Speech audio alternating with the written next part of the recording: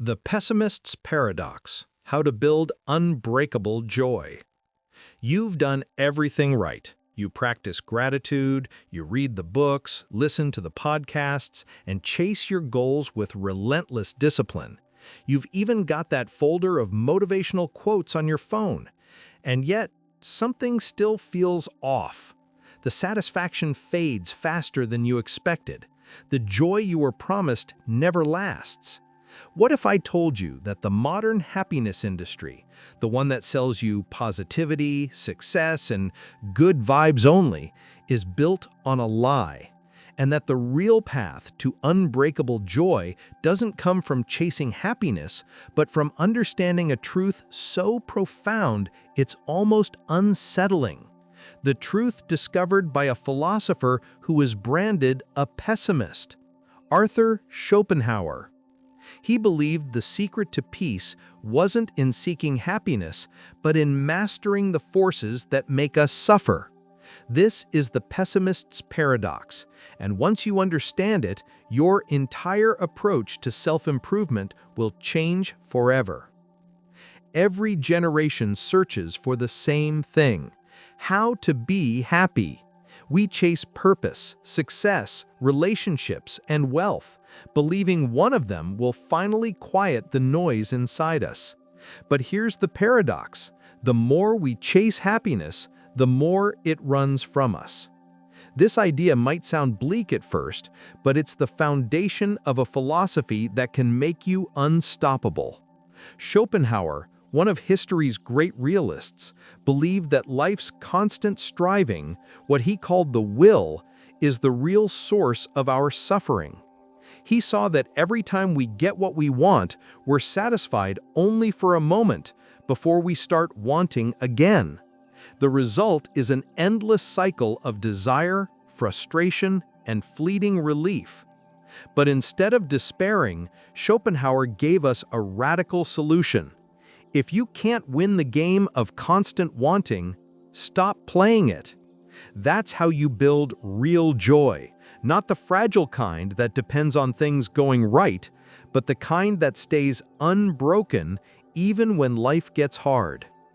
Today, we'll explore how to transform this pessimism into the most powerful mindset for resilience, calm, and lasting self-mastery. Lesson 1.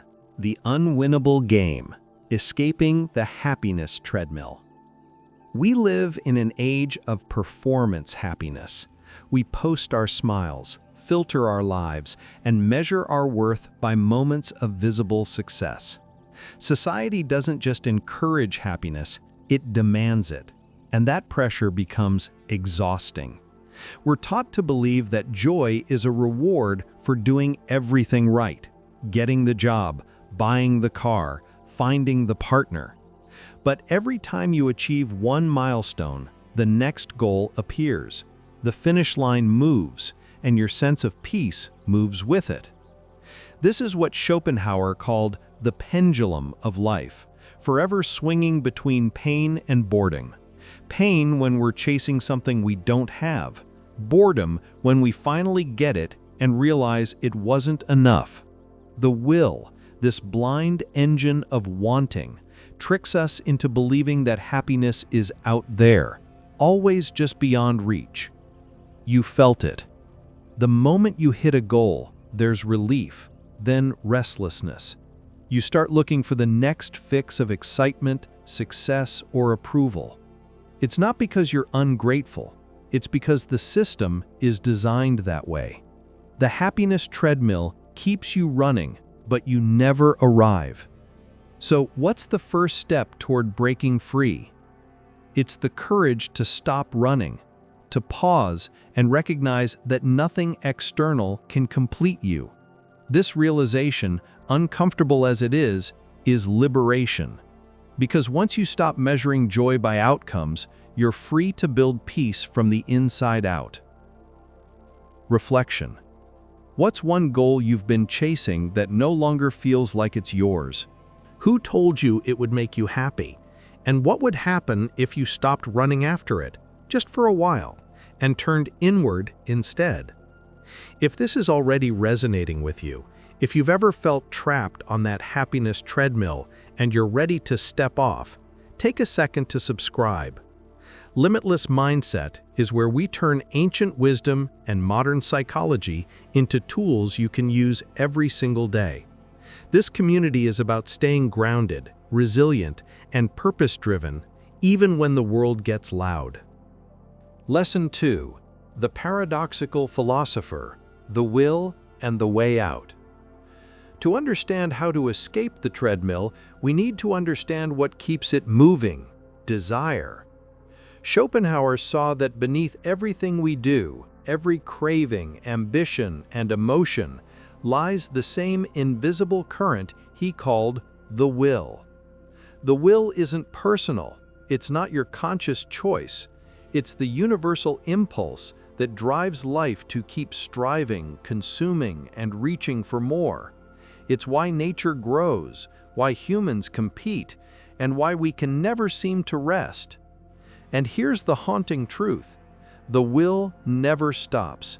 It can't, because its goal isn't fulfillment, it's continuation. That's why even when we succeed, we immediately look for the next challenge. The will doesn't want peace, it wants motion. And that's why happiness that depends on constant satisfaction will always be fragile.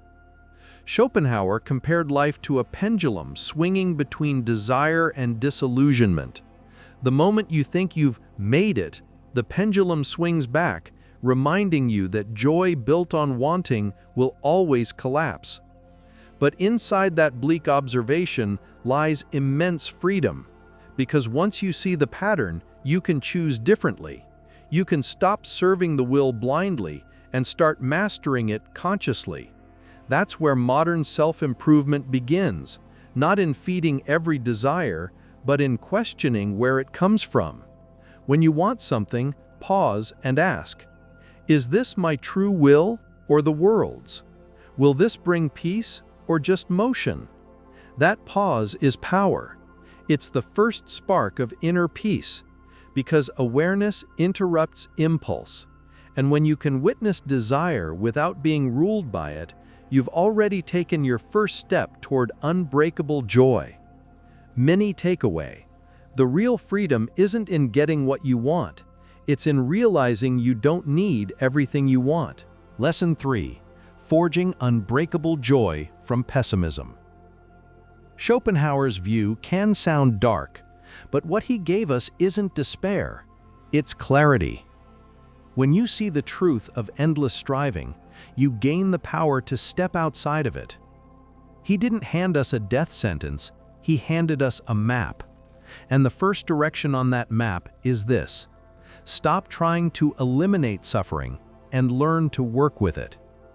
True joy begins when you understand that pain, frustration, and uncertainty aren't glitches in life.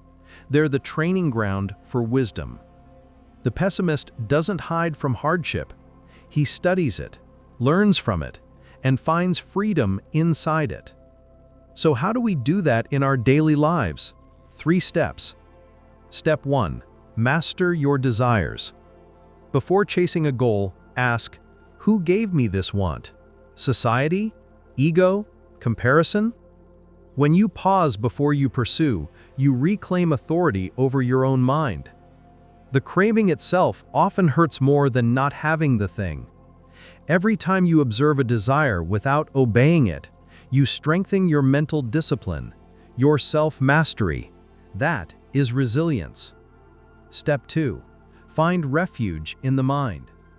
Schopenhauer said art, philosophy, and reflection free us from the tyranny of wanting. When you're lost in music, deep thought, or nature's beauty, the will quiets. You forget to need. These moments of still awareness are not escape, they're nourishment. They remind you that inner peace doesn't depend on outcome, it depends on attention. Step 3. Wield strategic pessimism. Don't expect everything to go right.